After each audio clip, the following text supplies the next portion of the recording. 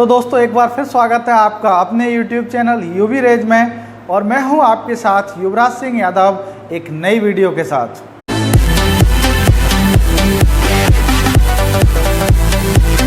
इस वीडियो में हम बात करेंगे दो टॉपिक की। पहला टॉपिक हमारा रहेगा कि 30% सिलेबस जो कम हुआ है कोविड-19 के कारण, वो रिवाइज सिलेबस जो है उसके बारे में। और दूसरा पॉइंट हमारा रहेगा, एक चैप्टर है कैपेसिटेंस एंड डाइलेक्ट्रिक, जो मैं आपको अभी करा रहा हूँ, लास्ट वीडियो उससे ही रिलेटेड थी। उसमें जो जितने भी मैंने आपको डेरिवेशन कराए हैं उससे रिलेटेड न्यूमेरिकल्स आपको इस वीडियो में हम कराएंगे।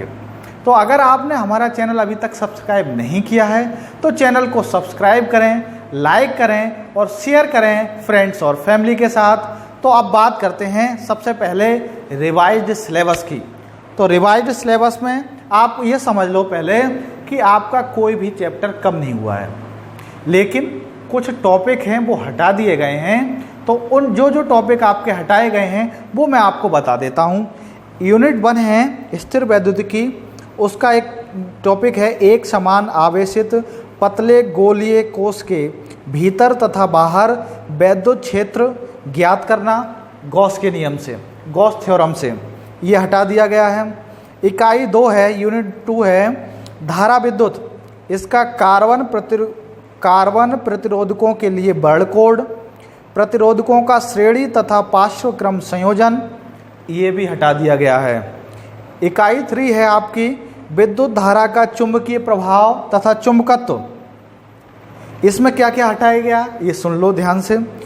चुंबकीय द्विध्रुव क्षण चुंबक के कारण इसके अक्ष के अनुदिश तथा अक्ष के लंबवत चुंबकीय क्षेत्र की तीव्रता, एक समान चुंबकीय क्षेत्र में चुंबकीय द्विध्रुव क्षण चुंबक पर बलाघूर्ण चुंबकीय अवयव, अनुचुंबकीय, प्रतिचुंबकीय तथा लौह चुंबकीय पदार्थ उदाहरण सहित विद्युत चुंबक तथा इनकी तीव्रताओं को प्रभावित करने वाले कारक और स्थायी चुंबक, ये इकाई 3 में है, ये सारे हटा दिए गए हैं। अब इकाई 4 की बात कर रहे हैं हम सेक्शन ए में। वैद्युत चुंबकीय प्रेरण तथा प्रत्यावर्ती धाराएं, शक्ति गुणांक और बाटहीन धारा, ये सारे टॉपिक आपके सिलेबस से हटा दिए गए हैं। अब बात करें हम इकाई 5 यानी यूनिट 5 की बात करें, ये है विद्युत चुंबकीय तरंगें। इसमें जो है विस्थापन धारा की आवश्यकता जो टॉपिक है उसको हटा दिया गया है। अगर सेक्शन बी की बात करें हम तो यूनिट 1 है प्रकाशिकी। इसमें क्या क्या हटाया गया है वो सुनो। गोलीय दर्पण, दर्पण सूत्र, प्रकाश का परावर्तन, प्रकाश का प्रकीर्णन, आकाश का नीला वर्ण, सूर्योदय एवं सूर्यास्त के समय आकाश में सूर्य का रक्ताभ दृष्टिगोचर होना, यानी लाल जो होता है वो, सूक्ष्मदर्शी तथा दूरदर्शकों की विभेदन क्षमता, ये जो है इकाई 1 में से प्रकाशिकी में से टॉपिक हटा दिए गए हैं। ठीक है। इसके अलावा ध्रुवुण, समतल ध्रुवित प्रकाश, ब्रूस्टर का नियम, समतल ध्रुवित प्रकाश तथा पोलराइडों का उपयोग, ये सारे टॉपिक हटा दिए गए हैं। इकाई 2 है आपकी द्रव्य तथा विकिरणों की द्योति प्रकृति यानी डुअल नेचर। तो इसमें से क्या हटाया गया है ये भी सुन लो। ये है डेविसन तथा जर्मर का प्रयोग। ठीक है, ये जो है हटा दिया गया है। इकाई 3 है आपकी परमाणु तथा नाभिक। परमाणु तथा नाभिक में से क्या क्या हटाया गया है ये भी आप सुन लें। ये हटाया गया है आपका रेडियो एक्टिविटी, अल्फ़ा बीटा तथा गामा कण किरणें। अल्फ़ा बीटा कण हैं और गामा क्या हैं, किरणें हैं, और इनके गुण, रेडियो एक्टिव क्षय नियम, बंधन ऊर्जा, प्रतिन्यूक्लियन तथा द्रव्यमान संख्या के साथ इसमें परिवर्तन, इन सबको ये जो आपकी यूनिट 3 है सेक्शन बी की हटा दिया गया है। इकाई 4 है इलेक्ट्रॉनिक युक्तियाँ। इनमें से क्या क्या हटाया गया है, जीनर डायोड आपका हटा दिया गया है, वोल्टता नियंत्रक के रूप में जीनर डायोड, इन सबको हटा दिया गया है। जितना भी आपका जो टॉपिक है जो आपके सिलेबस से हटाए गए हैं, और ध्यान रहे कि सिर्फ और सिर्फ ये इसी सत्र के लिए हैं, यानी सेशन 2020-21 के लिए। कुछ बच्चे इसको देखकर, इसको सुनकर खुश हो रहे होंगे, लेकिन आप ब्रॉड वे में देखें तो आपके लिए नुकसानदेह है। आप जब भी आप आगे पढ़ेंगे फिजिक्स तो ये सारे टॉपिक आएंगे और आप पढ़े हुए नहीं होंगे तो आपको नुकसान होने वाला है, ये तय है। अब बात करते हैं हम न्यूमेरिकल्स की। तो न्यूमेरिकल नंबर 1 है, पृथ्वी को 1.28 इंटू 10⁴ किलोमीटर व्यास का गोलाकार चालक मानकर उसकी वैद्युत धारिता की गणना कीजिए। यानी गोलीय चालक की धारिता ज्ञात करनी है। समझ रहे होंगे, गोलीय चालक की धारिता का मैंने आपको फॉर्मूला बताया था, ये होता है C = 4πε0 A। यहाँ क्या है भाई, रेडियस है। क्या है, रेडियस। तो अब बात करते हैं, देखो क्वेश्चन क्या दे रखा है, पृथ्वी का जो है व्यास दे रखा है, यानी डायमीटर दे रखा है 1.28 इंटू 10⁴ किलोमीटर। अब इसकी क्या ज्ञात करनी है, हमें कैपेसिटेंस ज्ञात करनी है। तो देखो डायामीटर हमारे पास है, तो इसकी हम रेडियस निकाल लें तो इसकी धारिता हम आसानी से ज्ञात कर लेंगे। बड़ा सरल है, लेकिन शुरुआत हम जो है वो छोटे से कर रहे हैं जिससे आपको आसानी हो समझने में। तो देखो डायामीटर यानी रेडियस की बात करें हम, तो रेडियस कितनी हो जाएगी, ये हो जाएगी A बराबर 1.28 इंटू 10⁴ अपॉन 2, ये हो जाएगी 0.64 इंटू 10⁴। इसे ऐसे भी लिख सकते हैं 6.4 इंटू 10⁻3।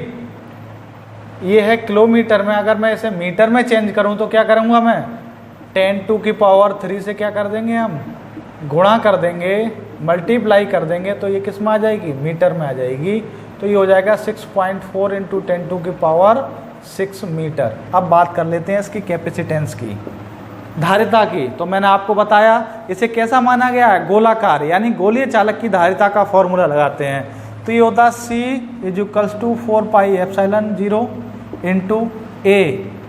और देखो 4πε0 का मान होता है 1/9 इंटू 10⁹।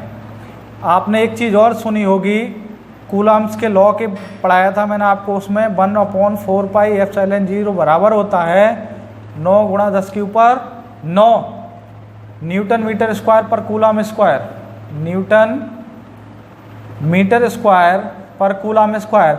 अगर मैं यहाँ से 4πε0 की वैल्यू निकालूं तो कितनी आ जाएगी, 1/9 इंटू 10⁹। ठीक है, तो ये समझ गए होंगे आप। तो 4πε0 की वैल्यू कितनी, 1/9 इंटू 10⁹। ए की वैल्यू कितनी है, 6.4 इंटू 10⁶ मीटर। मीटर में है ये वैल्यू, चलो इसको मत लिखो। तो इसको डिवाइड करते हैं, देखो 10⁹ है, इसे ऊपर ले जाएंगे तो क्या होगा, 10⁻, साइन चेंज हो जाएंगे, -9 हो जाएगी। तो नीचे करते हैं, देखो 9 से 6.4 को डिवाइड करेंगे तो ये आएगा 0.711 इंटू 10⁶ इंटू 10⁻⁻9। ठीक है, तो ये हो जाएगा 0.711 इंटू 10⁻⁻3। ठीक है, -3। अब देखो पॉइंट के बाद 3 संख्याएं हैं, 711।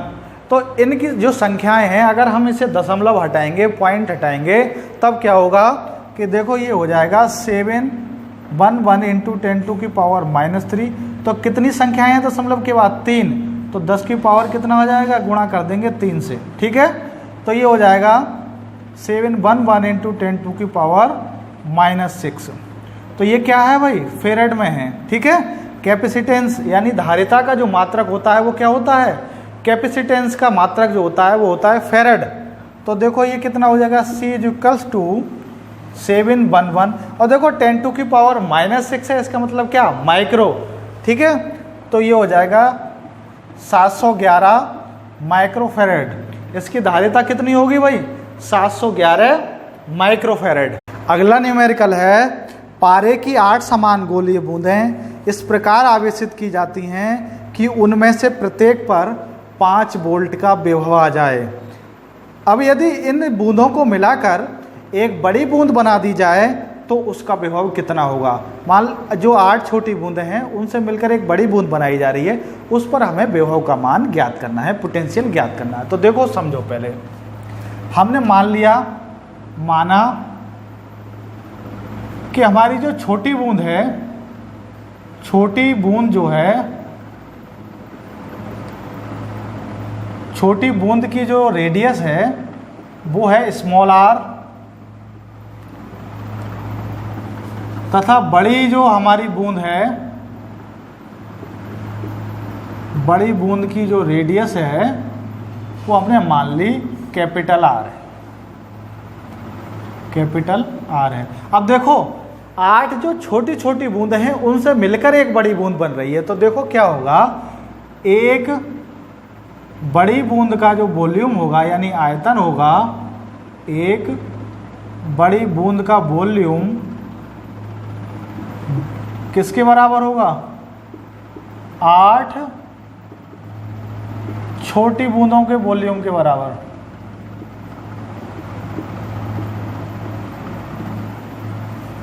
अब देखो वॉल्यूम क्या होता है, तब आप अच्छे से समझ पाओगे कि ये जो है बराबर कैसे हो रहा है, इक्वल्स कैसे है। तो देखो वॉल्यूम क्या होता है कि कोई वस्तु, कोई भी ऑब्जेक्ट है जो जितना स्थान घेर लेती है वो कहलाता है उसका आयतन।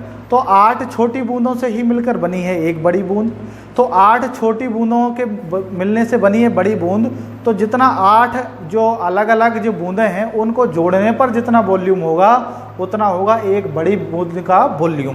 तो इसलिए कैसी होंगी, ये आपस में बराबर होंगी। तो देखो गोले का वॉल्यूम आपको पता ही है कितना होता है, 4/3 पाई, और कितना त्रिज्या का क्यूब। तो बड़ी बूंद की कितनी कैपिटल आर, और छोटी बूंद की हमने कितनी मानी है, स्मॉल आर।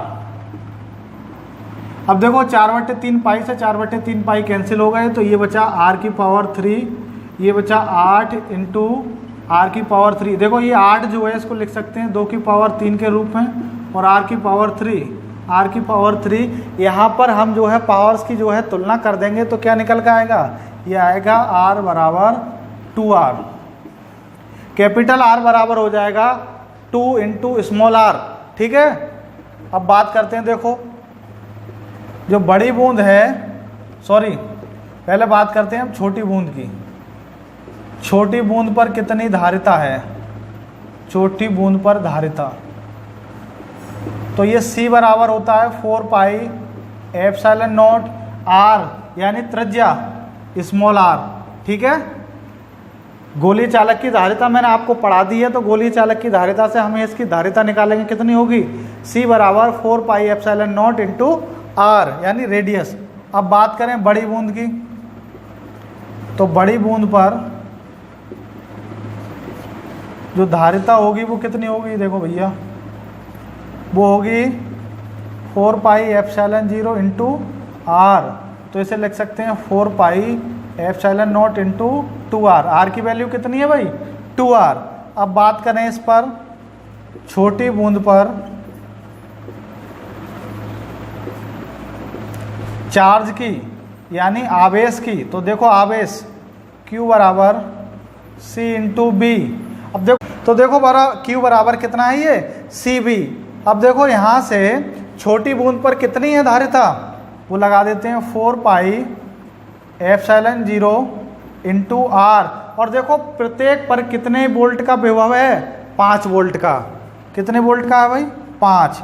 तो Q बराबर ये कितना हो जाएगा, 5R और 4 पाई एप्सिलॉन 0, और Q क्या है, चार्ज है, तो चार्ज का मात्रा क्या होगा भाई, कूलाम। ठीक है, अब बात करें बड़ी बूंद पर। बड़ी बूंद पर चार्ज कितना होगा भैया, बड़ी बूंद पर चार्ज जो होगा वो कितना होगा, छोटी बूंद जो है उस पर जो चार्ज है उसका 8 गुना। तो कैपिटल Q से मैं इसे प्रेजेंट कर रहा हूँ, तो ये हो जाएगा 8 इंटू Q। तो 8 की गुणा कर देते हैं 4 पाई एप्सिलॉन 0 इंटू R, और ये कितना है 5। ठीक है, तो ये हो जाएगा 40R 4 पाई एप्सिलॉन 0। ठीक है, कूलाम। अब बात करें इस पर विभव, तो बड़ी बूंद पर विभव कितना होगा, देखो भैया बड़ी बूंद पर क्या पूछा है, विभव ही पूछा है। बड़ी बूंद पर विभव जो होगा वो कितना होगा, B बराबर कितना होगा, देखो ये होता है C बराबर Q/B। जब मैंने आपको धारिता की परिभाषा बताई थी तो यहाँ से अगर B का मान निकालो आप तो क्या हो जाएगा, Q/C। तो Q/C इनकी वैल्यू पुट कर देते हैं हम। देखो Q का कितना है 40R 4πε0। C की वैल्यू कितनी है भाई बड़ी बूंद पर, ठीक है 4πε0 इंटू 2R।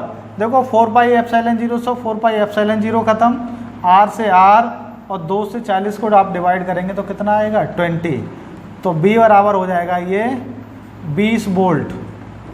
तो बड़ी बूंद पर कितना विभव होगा भाई 20 वोल्ट, और वैसे अलग अलग कितना था, वो था 5 वोल्ट। अगला न्यूमेरिकल है हमारा, समान रूप से आवेशित तथा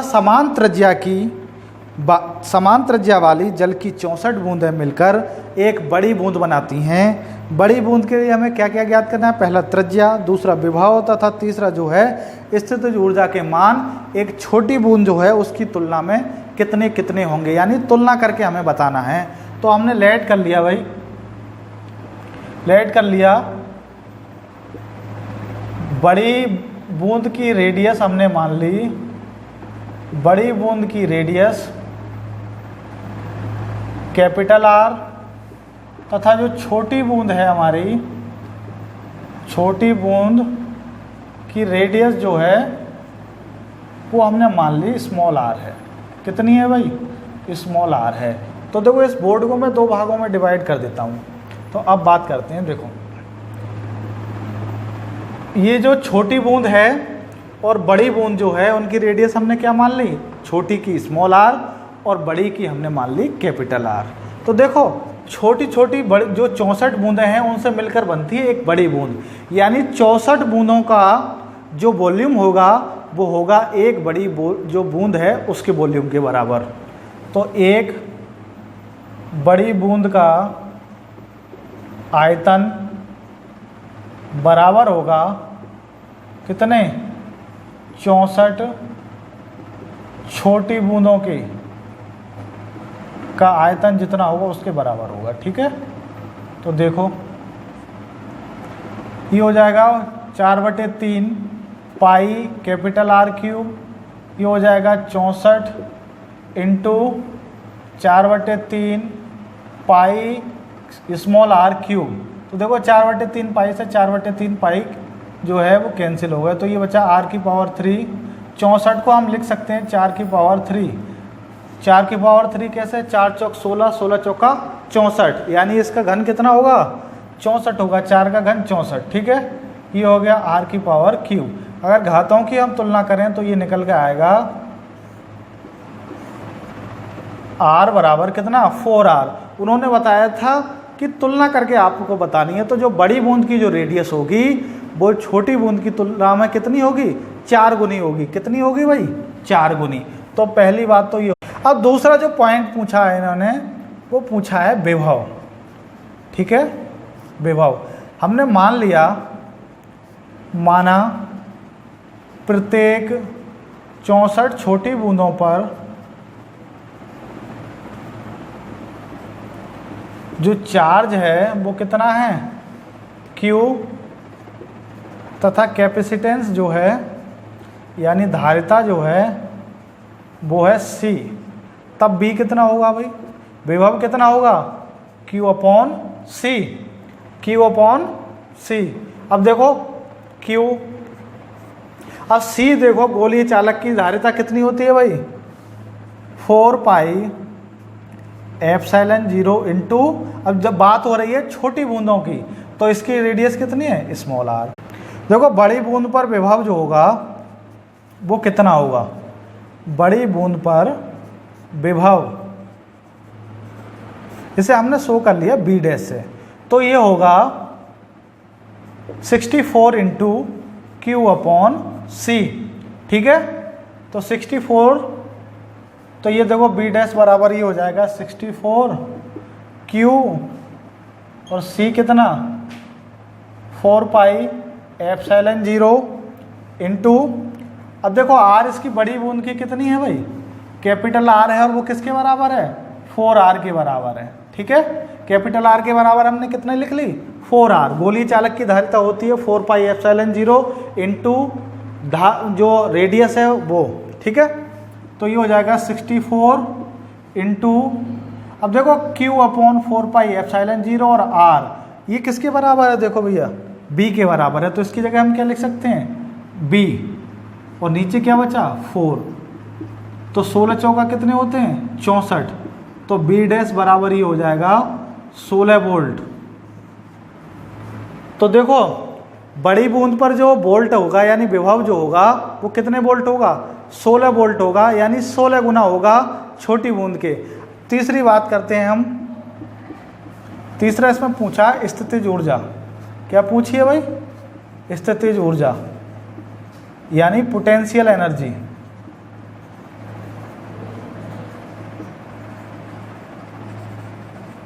तो देखो भाई छोटी बूंद जो है, छोटी बूंद पर C जो होगी वो कितनी होगी 4 पाई एप्सिलॉन 0 इंटू R, और बड़ी बूंद पर कितनी होगी भाई, बड़ी बूंद पर मान लो C डैश ही हो जाएगी 4 पाई एप्सिलॉन 0 इंटू R की जगह है कितना R, तो इसको हम क्या लिख देंगे 4R, कितना लिख देंगे भाई 4R एप्सिलॉन 0 इंटू 4R। तो ठीक है, तो देखो क्या होगा फिर, छोटी बूंद पर, छोटी बूंद पर स्थितिज ऊर्जा कितनी होगी भाई, स्थितिज ऊर्जा ये हो जाएगी U बराबर हाफ CV स्क्वायर है, CV स्क्वायर। देखो C की वैल्यू पुट कर दो, हाफ C कितना 4 पाई एप्सिलॉन 0 R और कितना B स्क्वायर। ठीक है, अब निकाल लेते हैं, देखो वैल्यू यहाँ से हम किसकी,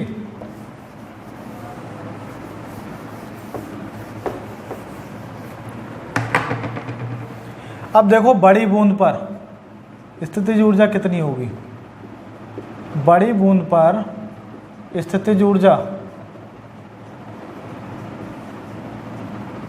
देखो बड़ी बूंद पर जो स्थितिज ऊर्जा होगी वो होगी U डैश बराबर half C dash B dash square. तो देखो ये हो जाएगा हाफ C डैश कितना, ये हो जाएगा 4 पाई एप्सिलॉन 0 और कैपिटल R, और कैपिटल R की जगह हम कितना लिख सकते हैं भाई 4R, और B डैश की हमने वैल्यू निकाली थी, तो ये हो जाएगा 16 और B स्क्वायर अलग अलग लिख दिया। ठीक है, 16 इसका क्या करेंगे B डैश का स्क्वायर है, ठीक है, तो 16 B का क्या हो जाएगा होल स्क्वायर, लेकिन मैंने इसे अलग अलग लिख दिया। ठीक है, तो ये हो जाएगा, देखो ये हो जाएगा हाफ,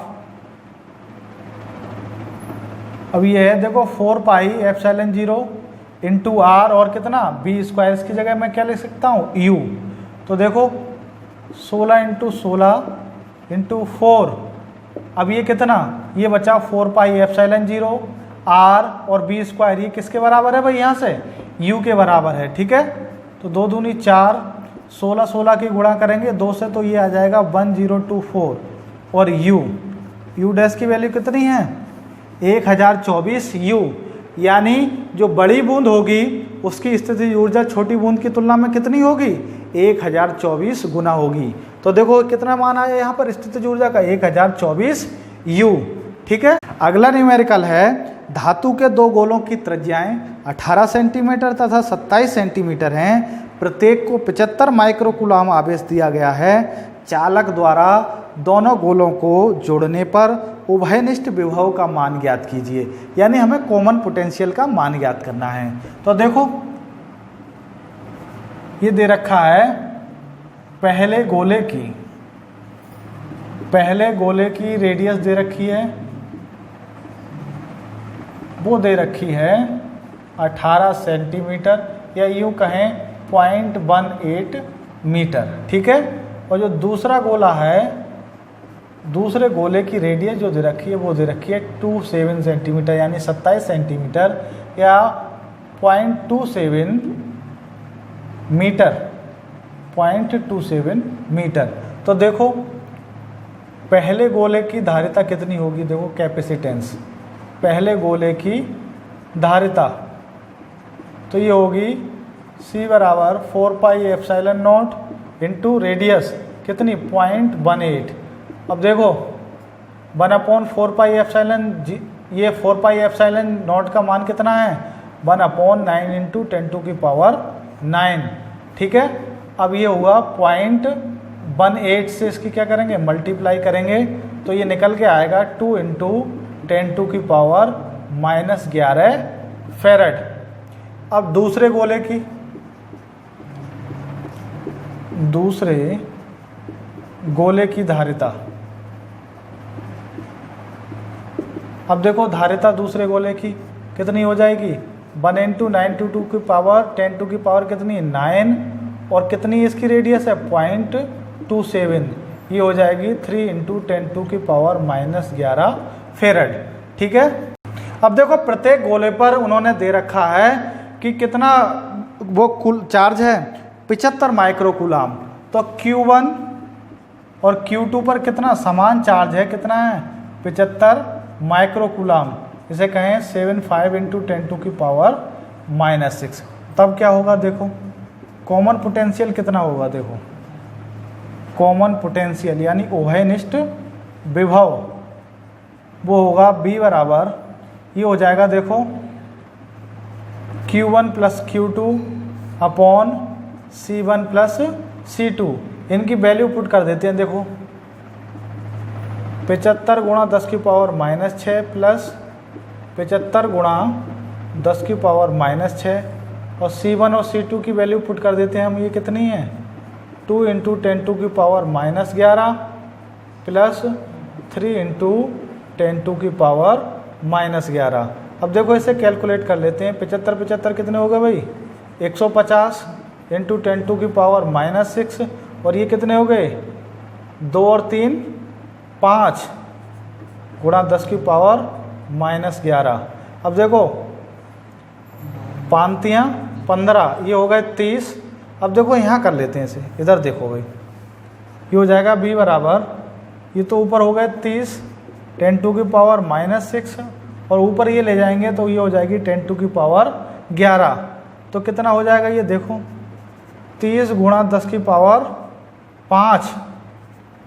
ठीक है, अब इसे कर सकते हैं 3.0 इंटू 10 टू की पावर 6 वोल्ट। तो इतना जो है क्या होगा कॉमन पोटेंशियल का मान होगा। ठीक है, तो अगला न्यूमेरिकल है दो विद्युतरोधी धातु के गोले जिनकी धारिताएं 3.0 माइक्रोफेरेड तथा 5.0 माइक्रोफेरेड हैं, क्रमशः 300 तथा 500 वोल्ट के विभव तक आवेशित किए गए हैं। इन्हें एक तार द्वारा जोड़ने पर उभयनिष्ठ विभव, प्रत्येक गोले पर आवेश तथा ऊर्जा की हानि की गणना कीजिए। तो देखो मैंने रिडिस्ट्रीब्यूशन ऑफ चार्ज में ये सारी चीज़ें बताई हैं, वही फॉर्मूले यूज करेंगे। तो देखो दे रखा है कि C1 दे रखी है, यानी पहले जो गोला है उस पर जो धारिता है वो कितनी है 3.0 माइक्रोफेरेड। इसे ऐसे लिख सकते हैं 3.0 इंटू 10 टू की पावर -6 फेरेड। और दूसरा दे रखा है 5.0 माइक्रोफेरेड। ठीक है, तो इसे मैं लिख सकता हूँ 5.0 इंटू 10 टू की पावर -6 फेरेड। अब देखो विभव के मान दे रखे हैं, पहले पर कितना है भाई 300 वोल्ट है और B2 जो है वो दे रखा है 500 वोल्ट। तो देखो कॉमन पोटेंशियल निकालते हैं सबसे पहले, कॉमन पोटेंशियल। तो देखो उभयनिष्ठ विभव B बराबर होता है C1 B1 plus C2 B2 upon C1 plus C2। Value put कर दो इनकी, C1 ये दे रखा है 3 इंटू 10 टू की पावर -6 इंटू प्लस इंटू कितना 300 प्लस C2 की वैल्यू है 5.0 इंटू 10⁻⁻6 और कितना गुणा करेंगे इससे 500 से, ठीक है। C1 plus C2 3.0 into 10⁻⁻6 plus कितना है भाई 5.0 इंटू 10⁻⁻6। देखो ये देखो कितना हो गया भाई, नीचे देखो पहले, ये हो गया 8.0 इंटू 10⁻⁻6 और ऊपर आप कैलकुलेशन करेंगे तो पाएंगे 34 इंटू 10⁻⁻4। अब देखो 10⁻⁻6 से इसे ऊपर हम ले जा रहे हैं भाई, 34 इंटू 10⁻⁻4, ये ऊपर जाके माइनस का 6 है पावर तो कितना हो जाएगा, प्लस की हो जाएगी 10⁻6 इंटू 8। अब देखो ये इसे कर लेते हैं, कितना हो जाएगा ये 34 इंटू 10⁻2 इंटू 8। अब देखो 10⁻2 का मतलब है 10, इसमें 34 में कितने जीरो लगाते हैं हम, 2 जीरो, 8। अब देखो इसे हम जो है डिवाइड कर लेंगे 8 से, ठीक है। 8 चौक 32, कितने बच्चे 2 बचे, ठीक है। यहाँ हो गए 20, तो 8 दूनी 16, 20 में से 16 गए बच्चे 4 और 0 कितने हो गए 40, 8 पंजे 40। तो ये जो है बी का मान कितना आएगा भाई 425 वोल्ट। कितना आ गया भाई, ये आ गया 425 वोल्ट, यानी हमने कॉमन पोटेंशियल का मान निकाल लिया। कितना आ गया 425 वोल्ट। अब जब हमने कॉमन पोटेंशियल का मान निकाल लिया है तो तार जोड़ने के पश्चात प्रत्येक पर कितना आवेश है वो भी हम निकाल लेंगे। देखो कैसे, तो देखो Q1 का मान यानी पहले गोले पर जो मान होगा आवेश का वो हो जाएगा C1B। देखो C1 की वैल्यू कितनी दे रखी है 3.0 इंटू 10⁻⁻6 और B का मान कितना है भाई 425।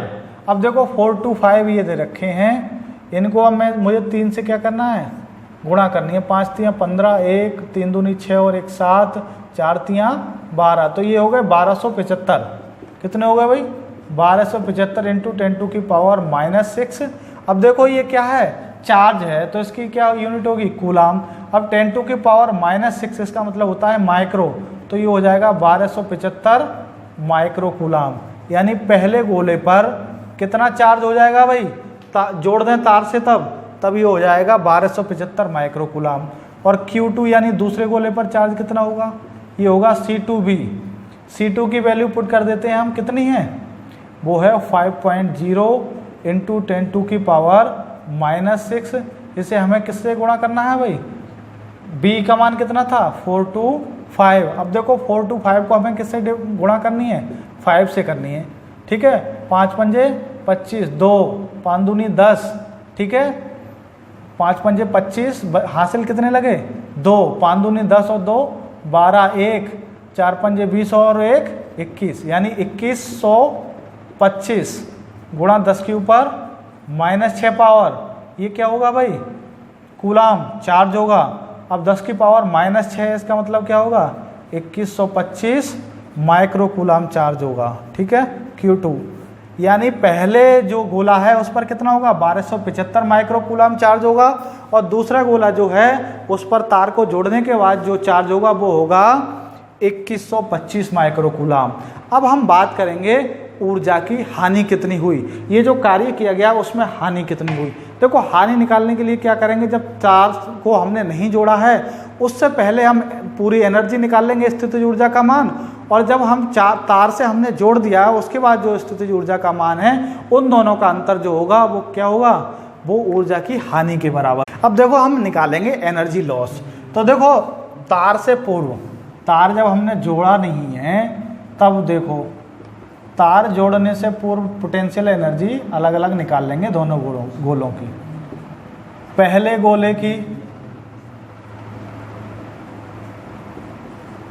गोले की पोटेंशियल एनर्जी यानी ये हो जाएगा half C1 B1 square, value put कर दो हाफ C1 यानी 3.0 इंटू 10⁻⁻6 और ये कितना 300, ठीक है। ये ना वैल्यू C1 की वैल्यू 3.0 है, ठीक है, और जो B1 की वैल्यू दे रखी है वो 300 दे रखी है।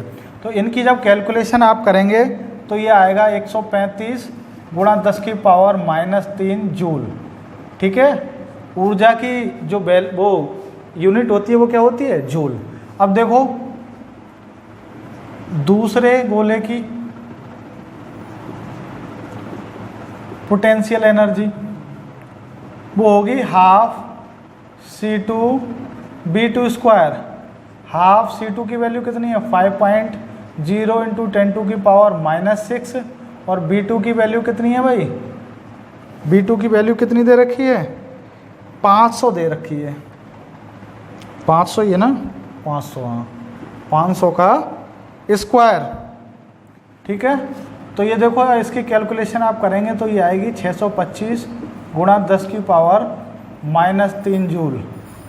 अब देखो इन दोनों को जोड़ दें। ठीक है, तो संयुक्त जो ऊर्जा होगी वो कितनी होगी? तार जोड़ने से पूर्व संयुक्त ऊर्जा जो है वो होगी 135 गुणा 10 की ऊपर -3 प्लस 625 गुणा 10 की पावर -3 जूल। अब देखो कितनी हो गई? 625 और 125, ये हो गई 760 गुणा 10 की पावर -3 जूल। अब देखो हमने जो वैल्यू निकाली है ये पोटेंशियल एनर्जी की, वो निकाली है तार जोड़ने से पूर्व। अब तार जोड़ने के बाद जो है हम ये निकाल लेंगे पोटेंशियल एनर्जी, तो वो क्या होगी? संयुक्त पोटेंशियल एनर्जी तार जोड़ने के पश्चात। इसे मैंने मान लिया U डैश बराबर होगा half C1 plus C2B square. अभी मैंने आपको बताया B का मान कितना निकला था? 425 था। ठीक है, 1/2 C1 का मान दे रखा है भाई, कितना है? 3.0 इंटू 10 की पावर -6 प्लस 5.0 इंटू 10 की पावर -6, यही है। ठीक है, B का मान कितना है भाई? इंटू 425 का स्क्वायर। ठीक है, गुणा में ये 425। ठीक है, 425 का होल स्क्वायर। ठीक है, 425 का होल स्क्वायर। इन्हें कैलकुलेट हम कर लेते हैं तो देखो इसका मान निकल के आएगा, ये वो आएगा 722 दशमलव कितना है? 5 गुणा 10 की पावर -3 जूल। अब देखो अब हमें जो है वो एनर्जी लॉस निकालना है, कितनी हानि हुई, तो ये निकाल लेंगे। जो हमारा है U में से हम U डैश की वैल्यू निकाल लेते हैं। तो 760 गुणा 10 की पावर -3 में से हम घटा लेंगे कितना? 722.5 गुणा 10 की पावर -3। इकाई क्या होगी इसकी? जूल। अब इसमें से घटा लेते हैं। देखो 760 में से हमें कितने घटानी है भाई? 722.5 बाद में घटा लेंगे। 60, ये कितने बचे भाई? 38 बचे। कितने बचे? 38। ठीक है, तो ये हो जाएगा 37.5 इंटू 10 की पावर -3 जूल। U डैश की वैल्यू है। यानी इस कार्य को करने में कितनी एनर्जी का लॉस हुआ? वो कितना हुआ भाई? 37.5 इंटू 10 की पावर -3 जूल। तो इस वीडियो में आज के लिए इतना ही। अब मिलते हैं एक नई वीडियो के साथ, नए टॉपिक के साथ। तब तक के लिए नमस्कार।